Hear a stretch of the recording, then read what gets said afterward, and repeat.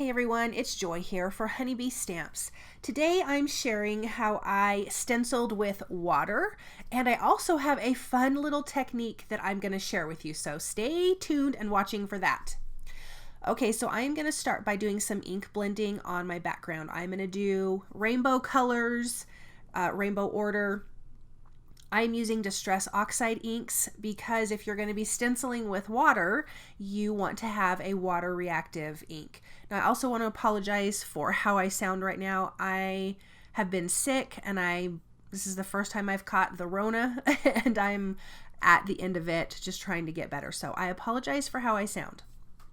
Okay, so the colors that I'm using in this order are the Kitsch Flamingo, Spiced Marmalade, Squeezed Lemonade, Twisted Citron, Salvaged Patina, and Wilted Violet. And this background really turned out absolutely gorgeous. And I just kept blending back and forth. So when I did the Kitsch Flamingo and then I brought in the Spiced Marmalade, I actually went back in with the Kitsch Flamingo and kind of blended where the orange marmalade met. And then so on as I worked down this piece of cardstock. This is just some Neenah Classic Crest Solar White cardstock, A2 sized. I do end up trimming this down slightly smaller than that at the end for the completed card design. Okay, so here is the last color, the Wilted Violet. And as you can see, I'm dipping back into that salvaged patina so I can really get a nice blend between the two, and I'm just going to be working back and forth. And obviously make sure your ink pads are nice and juicy. My salvaged patina was a little bit dry, and so I should have re-inked that, but I just wanted to move forward. Okay, so now I have our inked up background. I'm using the Quatrefoil stencil. There's two pieces. This is the one that I'm going to use. I have my Distress sprayer and I'm going to spray the back of this. Now I am not going to get it drenching. I don't want it dripping wet, but I'm spraying it off camera. But I just want to make sure the whole background is wet. And then when I lay this down on top of my card panel, I don't want it to slide around. So once you lay it down, you need to be committed to its position. And then I'm just taking a scratch piece of paper to put over the top, just so I can gently rub my hand over it to really make sure that the water from that stencil gets onto the Distress Oxide ink and has enough time to react. So you could leave it on here longer to see how much reaction you get, but I felt like I got a really good water reaction. Isn't that just gorgeous? I love how this turned out. I also want to do some splatter effects. I just, in my stash, have some metallic watercolor, like gold metallic watercolor.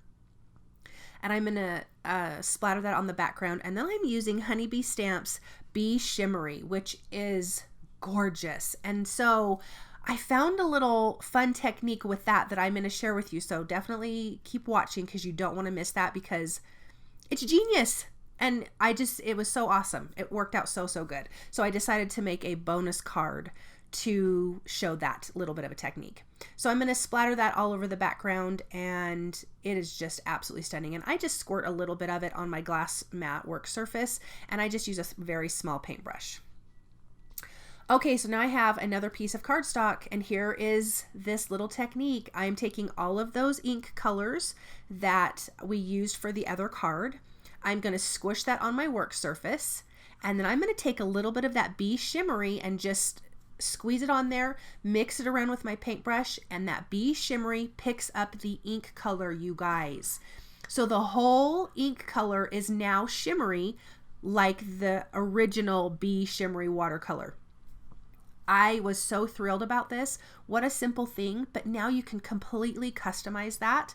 So I really wanted to make this background rainbow as well, but with all the splatters, all the shimmery splatters. Now, of course, this color right here is my absolute favorite color on the planet. And so I just loved it when I mixed it with that. And all of these colors are shimmery. I mean, they are absolutely stunning. And I will show you that here in just a second. But I'm finishing with that Wilted Violet. And then I'll show you in the light. Look at how shimmery all of those colors are. Is that fantastic or what? I mean, the possibilities are absolutely endless of what you can do with this. Now that that's dry, I am taking a circle from the Sweet Stacks Circles dies. Tons of different sizes of circles. And I'm going to just die cut this from the center of that card panel. And I'm going to just tape that in place with some low tack tape and run that through my die cut machine. I also did die cut some other circles. I die cut a larger circle than this one, just one size up, from black cardstock because that's going to be a matte behind it. And then I die cut two other ones for the other card from vellum, two different sizes. I'm going to layer two pieces of vellum on top of each other to kind of highlight the sentiments that we will be using for these cards. So that's what I used the Sweet Stacks circles for. Now the sentiments are from the Look for the Rainbow stamp set. So I am going to stamp the large rainbow sentiment twice and gold heat emboss that.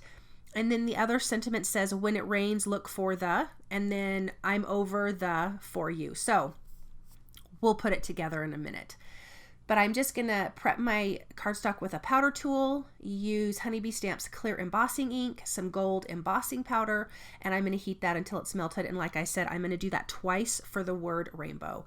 Then I'm using the coordinating dies to die cut these out. Also a little tip on that, flip over your stamp set, line it up to the die cuts on the sheet, and you'll see which die cut fits your sentiments. Super simple. Okay, I am going to start with the vellum, the smallest vellum circle. I'm going to adhere my sentiments, and it's going to say, I'm over the rainbow for you. Now, when you're using vellum, obviously you can see your adhesive. So, you know, there's ways to hide your adhesive, and I'm going to be layering this on top of that other vellum circle. So I'm going to start from the top and work my way back. So all my sentiments are on here. I do want this popped up, so I'm going to add some foam tape, but obviously I'm only going to add that behind the sentiments so I can hide it. If you're using liquid glue, be very sparingly because it just likes to squish out and you will definitely see it. So I'm going to peel back the release paper, and then I can center that in that larger vellum circle. And then I can add some adhesive behind that larger vellum circle. So I'm going to flip this over, and I'm just going to use a little bit of liquid glue, and I'm actually going to keep it to the areas where the foam tape was on the first layer. So just tiny, tiny, tiny little dots. And then I can adhere this to that card panel. And like I said before, this card panel is trimmed down slightly smaller than an A2 size. So I'm just going to put this in place. The liquid glue allows you kind of, slide it just a little bit. And I'm going to trim off that excess from the side because I don't want that to hang over on the white card base. So I'm going to adhere that to the card base, the A2 size card base. And we're going to come back to that in a minute and add some embellishments. Okay, let's go to the next card. I will adhere this to a white A2 size card base. I did not trim this down, so this is an A2 size. And I want to pop up those circles. So I'm going to adhere that splattered circle to the black circle. So it's going to give us a nice little matte frame behind it. But I will pop this up with some foam tape. I'm also going to pop up the sentiments with foam tape for this card. I could have done that on the vellum one, but I liked the sentiments being attached directly to the vellum. I just felt like that was super, super pretty. But this one I felt like the sentiments needed to be popped up. So I'm just going to bring in some foam tape, trimming it down to fit. And this sentiment says, when it rains, look for the rainbow. And I just thought, I don't know, I'm not a person obsessed with rainbows, but I really love the Look for the Rainbow stamp set. It has really awesome sentiments that you just do not see all the time. So super unique. And so I really, really like it. I think I've used it for the last quite a few cards that I've created for Honeybee Stamps. Okay, now let's bring in the Hugs and Kisses gem stickers, and I'm just using some turquoise ones for both of these cards, and they're just super easy. They already have adhesive on them, and I'm just gonna kind of lay those out, and it just is a great finish. Normally I do gold or something like that, or the dewdrops, and I just thought it'd be fun to bring in a color and kind of get outside my comfort zone, which was really, really awesome. So let me just finish with one more here, and then you guys can see how shimmery these are, how that stenciling with water looks. It's just fabulous. It's just because it's water reactive ink, so super, super simple to do. and then all of that beautiful shimmer. And then for the second card of just creating your own custom color of that beautiful bee shimmery. This was, like I said, the little bonus card because I was like, oh my gosh, this will be a fabulous idea. So thank you guys so very much for stopping by and watching. I hope that you enjoyed this project, and I'll be back soon with another video. Bye.